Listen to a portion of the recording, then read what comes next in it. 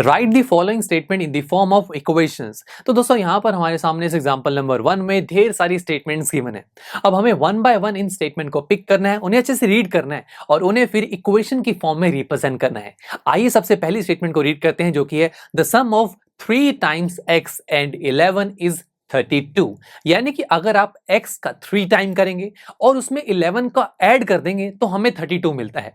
अब बताइए इसे इक्वेशन की फॉर्म में कैसे रिप्रेजेंट करेंगे। बहुत सिंपल है, देखिए स्टेप बाय स्टेप चलते हैं। सबसे पहले क्या कहा गया, सम ऑफ 3 टाइम्स x, यानी कि x का 3 टाइम्स मतलब क्या हुआ, x को 3 से मल्टीप्लाई करना है तो बनेगा 3x एंड 11। देखिए आपने 11 और 3x को ऐड करना है, सम करना है, सो 3x प्लस 11 इज 32। यानी कि अब जो फाइनल वैल्यू आएगी वो 32 के इक्वल होगी, सो इज इक्वल टू 32। देखिए बन गई हमारे पास इक्वेशन, कितना सिंपल था। चलिए सेकंड पार्ट को रीड करते हैं। यहां पर क्या कहा गया, if you subtract 5 from 6 times a number you get 7।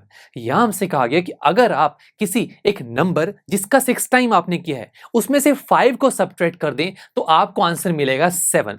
अब आप देख रहे हैं इस पूरी स्टेटमेंट में एक वैल्यू है जो अननोन है, वो क्या है, एक नंबर जिसका 6 टाइम किया जा रहा है, राइट। अब दोस्तों मैथ्स में हम जनरली किसी भी अननोन क्वांटिटी को किसी एक लेटर से शो करते हैं। वो letter A B C X Y Z कुछ भी हो सकता है। चलो मैं वाई मानता हूं, let the number be y. अब देखिए क्वेश्चन कैसे बनेगी, दोबारा से पढ़िए। If you subtract 5 from 6 times a number, यानी कि आपको 6 टाइम्स अ नंबर में से 5 को सब्ट्रैक्ट करना है। तो यानी कि अभी पहले आपको उस नंबर का 6 टाइम तो करना पड़ेगा। हमने नंबर को क्या लेट किया, y, उसका 6 टाइम्स करेंगे, यानी कि उसको 6 से मल्टीप्लाई करेंगे तो बनेगा 6y। इसमें से 5 को सब्ट्रैक्ट करना है तो -5। तो फाइनल आंसर जो आएगा वो 7 के इक्वल होगा, सो इज इक्वल टू 7। बन गई आपके पास एक इक्वेशन। बिकॉज इक्वेशन में होता ही क्या, इक्वालिटी तो होती है, और बना तो ली हमने इक्वालिटी।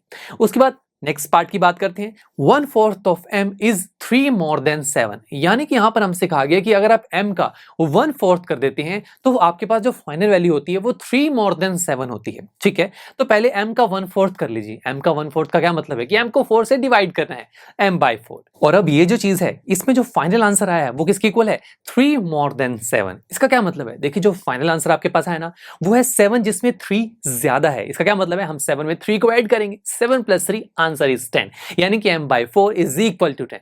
अब चलिए लास्ट स्टेटमेंट को रीड करते हैं, जो कि 1/3 of a number plus 5 is 8।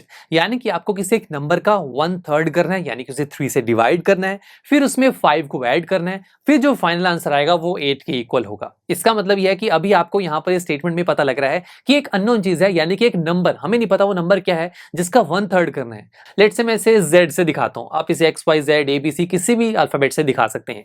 चलिए z से दिखाया, z से करेंगे तो क्या होगा, z डिवाइडेड बाय 3, यानी कि इसका 1/3 गया, फिर इसमें +5 करना है, ठीक है, और फाइनल वैल्यू किसकी इक्वल है, 8 के इक्वल। सो ये क्या बना, z/3 + 5 इज इक्वल टू 8। तो बन गई ना इक्वेशन। तो देखा हमने इस इक्वेशन में 1 बाय 1 स्टेटमेंट्स को अच्छे से रीड किया और उसे इक्वेशन की फॉर्म में रिप्रेजेंट किया। चलिए मिलते हैं आपसे नेक्स्ट लेक्चर में, जहां पर हम हमारे इसी चैप्टर का एग्जांपल नंबर 2 सॉल्व करेंगे।